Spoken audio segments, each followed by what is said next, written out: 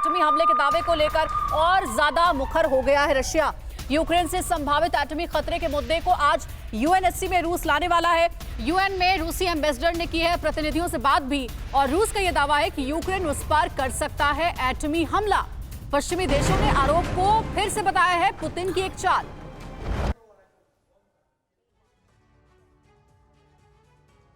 तो देखिए, अब ऐसी बातें सामने आ रही जिसमें रूस ये कह रहा है, ये आरोप लगा रहा है यूक्रेन के ऊपर कि रशिया पर कभी भी यूक्रेन एटमी अटैक कर सकता है, एटमी हमला कर सकता है। यूएनएससी पर भी अब लेकर के इस पूरे मुद्दे को जाने वाले हैं Putin.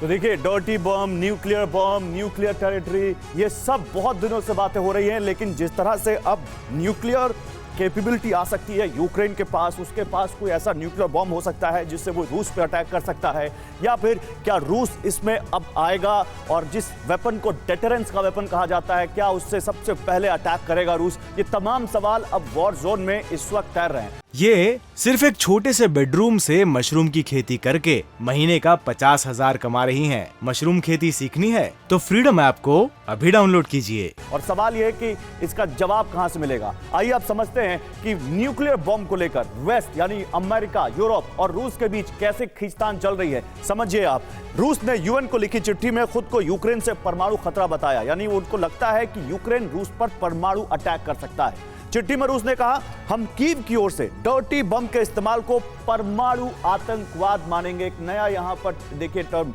Nuclear terrorism. America, France और ब्रिटेन ने रूस के दावे को पूरी तरह नकार दिया है। तीनों देशों ने कहा कि खुद को झूठा खतरा दिखाकर यूक्रेन पर हमले तेज करना चाहता है रूस। यानी वेस्ट ने रूस के इस दावे को नकारते हुए कहा कि रूस बहाना ढूंढ रहा है। रूस के दावों के बीच IAEA यूक्रेन के 2 एटॉमिक केंद्रों की जांच करेगा। और सवाल यह है कि रूस का दावा सही है या वेस्ट का दावा सही है, इसको कौन यहां पर तय करेगा। देखिए, रूस का दावा, एटमी विस्फोट कर यूक्रेन इसका आरोप उल्टा रूस पर लगाएगा, जबकि पश्चिम का दावा है, हमें एटमी हमलों के नतीजों का अंदाजा है, पुतिन भ्रम फैला रहे हैं। मैं यहां पर एयर कमोडोर सिंह साहब आपके पास आऊंगा। ये जो हम लोग इतने दिनों से न्यूक्लियर बात कर रहे हैं और आप सब कहते हैं कि न्यूक्लियर डेटरेंस वेपन है, लेकिन क्या लगता नहीं कि भेड़िया आया और सही में एक दिन भेड़िया आने वाली नौबत आ रही है? देखिए गौरव, ऐसा मुझे भी नहीं लगता। सभी पैनल से बताया कि न्यूक्लियर जो वेपन यूज़ है एक बिल्कुल लास्ट रिजॉर्ट है, जो शायद अभी ये जितने रिस्पॉन्सिबल डिसीजन नहीं करेंगे। मैं इसमें आपको एक छोटी सी ऐड करना चाहता हूँ बात, जो मेन है कि आप रशिया के लिए देखिए, रशिया को न्यूक्लियर वेपन यूज़ करने की रिक्वायरमेंट कहाँ पर है। आज उसने उनके पूरे ऑयल रूट बंद कर रखे हैं जी। अब ये अनाज के ऊपर जो है उनका जो ग्रेन्स जा रहे हैं बल्क में, वो रूट बंद कर रहा है। तो ये लड़ाई जो है रशिया जो है किसी भी समय कंट्रोल कर सकता है ग्रेन स्टॉपेज करके। इसे आप ग्रेन वॉर कह सकते हैं या वाटर वॉरफेयर कह सकते हैं। ये सब चीज़ें उसके हाथ में हैं। और सारी जो यूरोपियन कंट्रीज हैं इस समय विंटर्स आ रही हैं, एनर्जी के लिए त्राही कर रही हैं। तो उनको सिंह, लेकिन ये न्यूक्लियर वर्ड को नॉर्मलाइज किया जा रहा है, इतना न्यूक्लियर किया जा रहा है कि अगर बटन दब जाए जैसे कि कोई आम बात होगी, कोई कन्वेंशनल वॉरफेयर है। न्यूक्लियर वर्ड इतना नॉर्मलाइज पिछले कई दशकों में नहीं हुआ। ऐसा नहीं है, हम लोग इसको बड़े ही लाइटली यूज करने लग गए हैं। ऐसा नहीं है।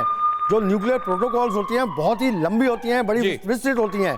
ये एक आदमी के हाथ में नहीं है, उसके बड़े चैनल्स होते हैं जी। उसकी पूरी कम्युनिकेशन हर जगह चेक है, काउंटर बैलेंस है, काउंटर बैलेंस। बिल्कुल। लेकिन जिस तरह से हमने व्हाइट हाउस से क्रेमलिन तक में लगातार इस वर्ड का इस्तेमाल देखा है, न्यूक्लियर वर्ड को नॉर्मलाइज करने की कोशिश की जा रही है। ये सिर्फ एक छोटे से बेडरूम से मशरूम की खेती करके महीने का 50,000 कमा रही हैं। मशरूम खेती सीखनी है तो फ्रीडम ऐप को अभी डाउनलोड कीजिए।